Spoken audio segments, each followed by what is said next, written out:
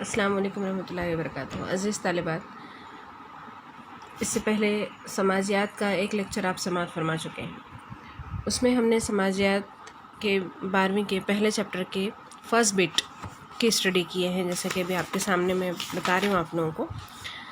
First تھا ہمارا formation of Indian society, جس میں ہم اینشینٹ پیریڈ دیکھ رہے تھے، اور اینشینٹ پیریڈ میں بھی 4 حصے دیے ہوئے ہیں۔ انڈس ویلی سویلائزیشن ہمارا ہو چکا ہے۔ اب نیکسٹ والا آ رہا ہے ہمارا the advent of Aryans and the process of Aryanisation, آریاؤں کے ہندوستان آمد اور آریاکرن کا عمل۔ دراصل ہندوستانی سماج کی تشکیل میں اس کا ایک بہت بڑا حصہ ہے کہ آریہ کیسے ہندوستان آئے اور کیسے ہندوستان کا ایک پورا ایک نظام کیسے بنا، ورنہ اس سے پہلے قبائلی سسٹم تھا، قبائلی نظام تھا۔ لوگ یہاں پر ہم دیکھ رہے ہیں کہ 4-6 نسلیں یہاں پر ابتدا سے آباد تھی، اور ان کا اپنا ایک نظام تھا، الگ الگ طور پر وہ لوگ رہتے تھے۔ ان کی پرستش وہ لوگ کیسے کیا کرتے تھے، عبادتیں کیسے کرتے تھے، طور طریقے کیا تھے، یہ ہم نے انڈس ویلی سویلائزیشن ان کے جو پورا جو تفصیلی مطالعہ کیے ہیں اس میں تمام چیزیں آ چکی ہیں۔ اب نیکسٹ والا جو ہمارا پوائنٹ ہے کہ آریہ ہندوستان کیسے آیا ہے، آریاؤں کی ہندوستان آمد۔ پہلے تو یہ سمجھ لیں آریہ ہے کیا اور کون تھے، اور ان کے عقائد کیا تھے، وہ لوگ کیسے تھے، یہ پہلے ہم اس کو دیکھ لیں گے۔ سنسکرت میں آریہ کے معنی بزرگ اور معزز کے ہیں۔ سنسکرت زبان کے لفظ سے ماخوذ ہے، جس کے معنی بزرگ اور عزت والے کے، بہت معزز اور محترم کے معنی میں لیا جاتا ہے۔ یہ قبیلوں کی شکل میں ہندوستان آئے، اور ان کے آنے کی جو ترتیب بتائی جاتی ہے کہ یہ ایران، افغانستان ہوتے ہوئے پاکستان کے علاقوں میں، جہاں آج پاکستان ہے وہ دراصل اس وقت ہندوستان کا علاقہ تھا، وہاں پر یہ لوگ جو ہے سندھ کے کنارے بسنے لگے۔ ہم یہ بھی جانتے ہیں کہ یہاں پر ہندوستان میں آریاؤں کے آمد سے پہلے جو قومیں رہا کرتی تھی وہ دراوڑ کہلاتی تھی۔ یہ تہذیب یافتہ قومیں تھیں۔ اس کی تہذیب سے متعلق تمام تفصیلات ہم انڈس ویلی سویلائزیشن، سندھ ندی کی تہذیب میں ہم تمام چیزیں پڑھ چکے ہیں۔ اب جب یہ لوگ ہندوستان کے سرزمین پر آئے تو یہاں پر یہ کوئی بڑے لشکر کی شکل میں نہیں آئے یا بہت بڑے گروہ کی شکل میں نہیں آئے، بلکہ چھوٹے چھوٹے قبیلوں اور گروہ کی شکل میں زمین پر بسنے لگے۔ جب یہ یہاں پر آئے تو کچھ قبیلے یورپ کی طرف رخ کر گئے، اور کچھ جو ہے یہیں پر بسنے لگے۔ بعض قبائل کا کہا جاتا ہے کہ یہ یورپی قبائل بھی ہیں، جنہوں نے ہندوستان کی طرف یورپ کی طرف سے رخ کیا تھا، مطلب اس طرف سے یہاں پر آئے تھے۔ آریہ یہ جس کے معنی بزرگ اور معزز کے ہوتے ہیں، ان آریاؤں کی صفات میں آتا ہے کہ آریہ یہ سفید رنگ والے ہوتے ہیں، مطلب ان کی رنگت ایک دم گورے ہوتے ہیں، یہ لوگ دراز قد اور بہادر ہوتے ہیں۔ سفید جلد اور سیاہ بال والے کو بھی آریہ کہا گیا ہے، بعض معنی اس میں بھی لیے جاتے ہیں اس کے۔ ان کی صفات کون سی ہوتی ہے؟ یہ تو ان کے حلیہ ہوا ہے، جسمانی صفات ہو گئی۔ اب ان کے اندر ان کی کرداری صفات کیا تھی؟ کردار کے بہت بلند مانے گئے۔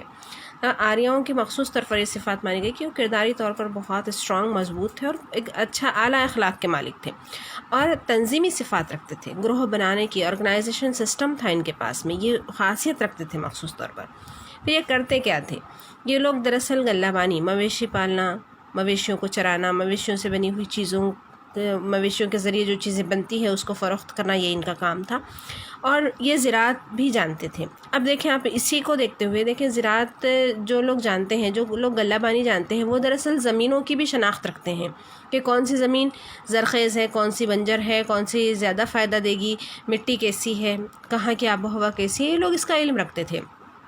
اسی لیے یہ سندھ ندی کے کنارے جب یہ لوگ آ کر بسے، اس وقت انہوں نے اس زمین پر زندگی گزارنے کے آثار انہیں نظر آئے، اور یہ وہیں پر مستقل قیام پذیر ہوئے۔ یہ لوگ جو ہے سورج، آگ، پانی اور مظاہر قدرت کی پرستش کیا کرتے تھے۔ مطلب ابتدا سے ہی ان کا جو ماننا تھا وہ سورج کو خدا ماننا ہے، آگ کو خدا ماننا ہے، پانی کو بھی خدا مانتے تھے، اور جو ہے سورج، آگ، پانی، ہوا، پیڑ پودے، یہ جو ہے ان تمام کی پرستش کیا کرتے تھے۔ تو یہ یعنی ابتدا سے ہی یہ مظاہر پرستی ان کے عقائد میں شامل تھی۔ برائن نسٹن جیسے ماہرین نے اندازہ لگایا ہے کہ یہ لوگ جو ہے ایرانی اور یورپ کے اقوام سے تعلق رکھتے ہیں۔ ایران کی جو قوم ہے، یورپ میں جو قومیں بستی ہے، یہ انہی قوموں کا ایک حصہ ہے، یہ ماہرین کہتے ہیں، اور خاص کر کے برائن نسٹن کا آتا ہے کہ ان کا کوٹیشن کے اکارڈنگ یہ جو ہے آریہ ایران اور یورپ کے اقوام سے تعلق رکھتے تھے۔ اب یہ ہندوستان کب آئے؟ ہندوستان میں ان کی آمد کی کوئی تاریخ متعین نہیں ہے، بلکہ اندازہ لگایا جاتا ہے کہ یہ 1500 قبل مسیح سے لے کر 2000 قبل مسیح کے درمیان یہ ہندوستان میں ان کی آمد ہوئی۔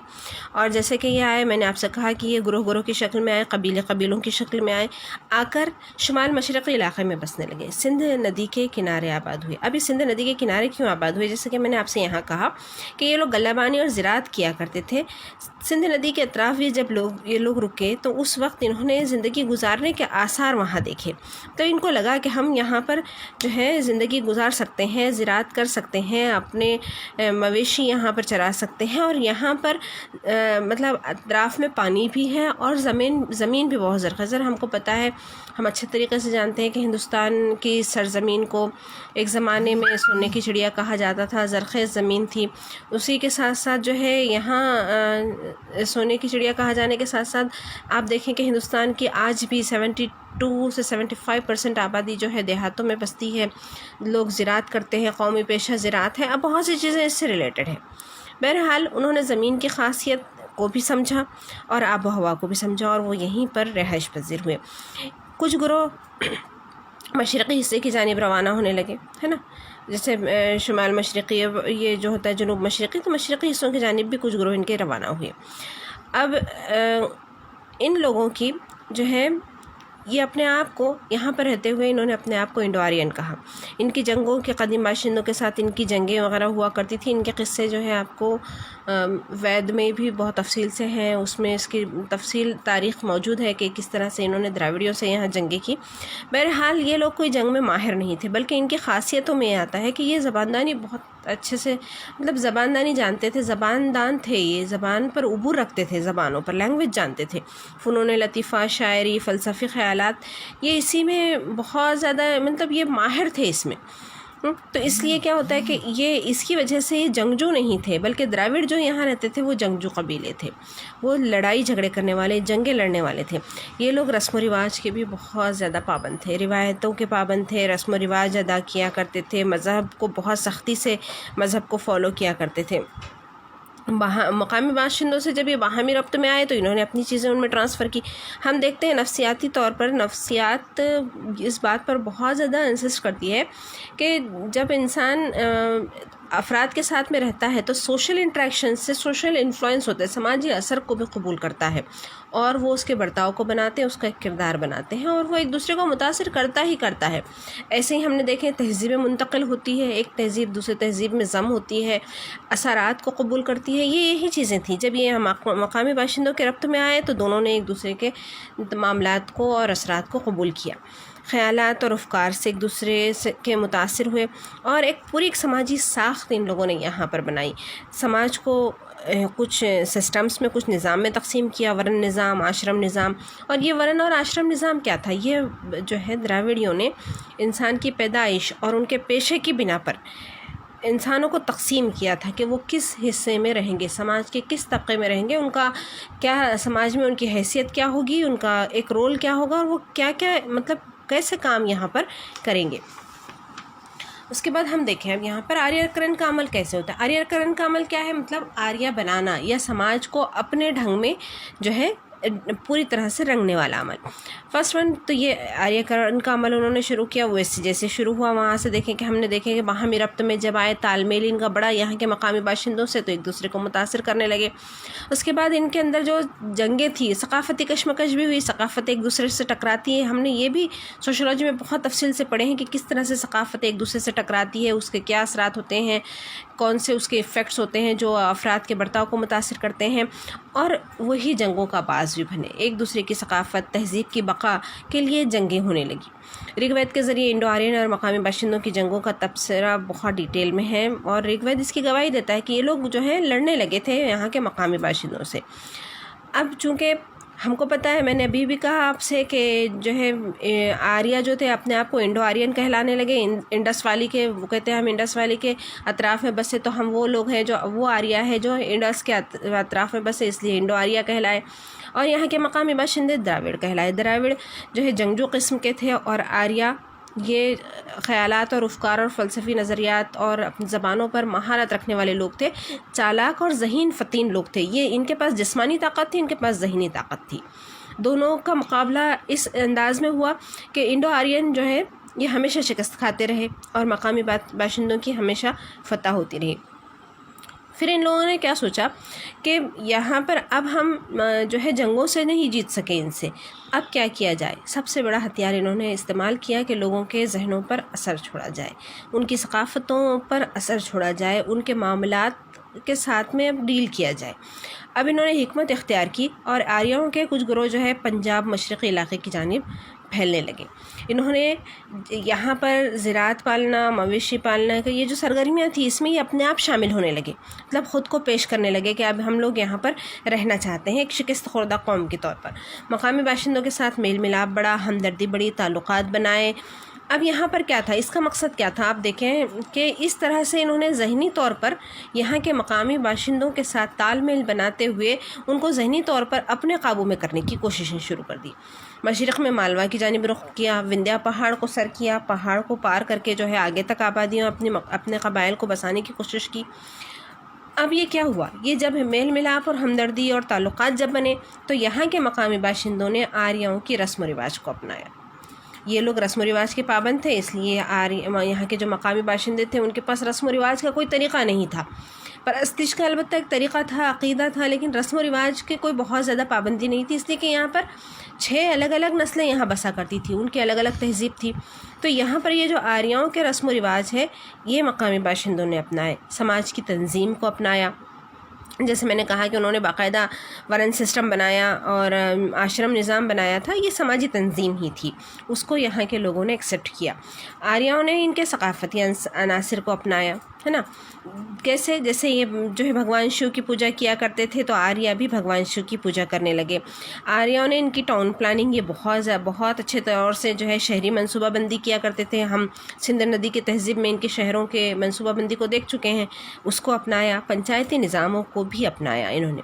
پنچایتی نظام یعنی جو ہے کس طرح سے پنچایت ایک قبیلے کو کیسے چلایا جائے، کیسے کون سردار ہوگا، کیسے اس کو ٹیکل کیا جائے، کون سی سزائیں ہوگی، کس طرح سے جو ہے لوگوں کو اپریشیٹ کیا جائے، سزا دی جائے، فیصلے کس طرح سے کیے جائے، اور کس طرح سے جو ہے معاشی منصوبہ بندی کیسی ہوگی، سماجی منصوبہ بندی کیسی ہوگی، سڑکیں کیسی ہوگی، انتظامات کیسے ہوں گے، اس تمام کو جو ہے انہوں نے اپنایا. ان کے ساتھ بھگوان شیو کی پرستش کرنے لگے. اب کیا ہوا دیکھیے، یہ دونوں کا جب میل ملاپ ہونے لگا تو ایک اجتماعی اور ثقافتی اشتراکیت اپنے آپ بننے لگی، ثقافتیں ملنے لگی اور ایک جو ہے ملی جلی ثقافت یہاں پہ بننے لگی.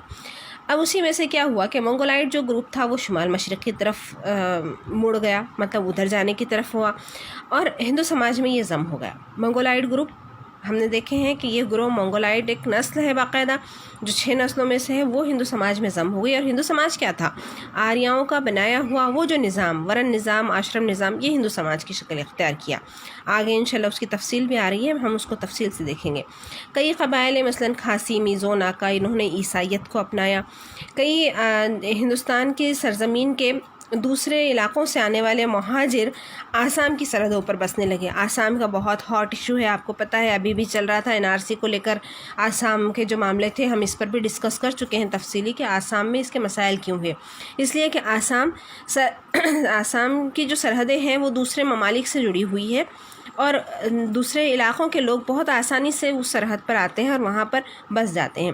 تو یہ لوگ بھی جو مہاجر تھے، جو دوسرے ریجن سے، جو دوسرے علاقوں سے آئے تھے ہندوستان کے، یہ آسام کی سرحدوں پر بسنے لگے. اب اس میں ہندو بھی تھے، مسلم بھی تھے. یہ آبادیاں بڑھتے بڑھتے جس طرح سے آریہ ہندوستان آئے تھے اسی طرح سے دوسرے لوگ بھی یہاں پر پھر قبیلے آنے لگے. یہ گوداوری سے کنیا کماری تک اور ہندوستان کے مغربی ساحل سے لے کر مشرقی ساحل تک یہ پھیلے. ساتھ ہی انہوں نے کیا کیا، اب یہ بھی دیکھیں آپ، ان کا علاقہ کرناٹک، کیرلا، تامل ناڈو، آندھرا پردیش، یہ سب علاقے جو ہے دھیرے دھیرے یہ یہاں پر دراوڑی تہذیب وہ پھیلنے لگی. اور اس کا دراوڑیوں کا جو کلچر ہے یہ اس علاقے میں پھیلنا، اس سے مراد یہ ہے کہ یہاں پر آریاؤں کی اور دراوڑیوں کی ملی جلی ثقافتیں یہاں پر پھیلنے لگی. اس کا جو عرصہ مانا جاتا ہے وہ 1000 قبل مسیح کا مانا جاتا ہے. اور اسی کا یہ نتیجہ ہوا کہ پھر جو ہے آریاؤں نے بہت سی چیزیں دراوڑیوں کی اپنائی، بہت سے ڈیٹیز کہا جاتا ہے جس کو، جیسے جو حقوق اور فرائض والا معاملہ ہے، رسم و رواج، عبادت، عقائد، طور طریقے، افکار، نظم و ضبط کے معاملات، ایک سسٹم کو آریاؤں کے جو ہے دراوڑیوں نے اپنایا، اور دراوڑیوں کی بہت سی چیزوں کو آریاؤں نے اپنایا، اور یہ دونوں کا ایک دوسرے سے انٹریکٹ ہونے کی وجہ سے یہ جو ہے باقاعدہ ایک ثقافت بننے لگی، ایک سماج کا ایک نظام بننے لگا، اور دھیرے دھیرے آریہ دراوڑیوں پر غالب آ گئے۔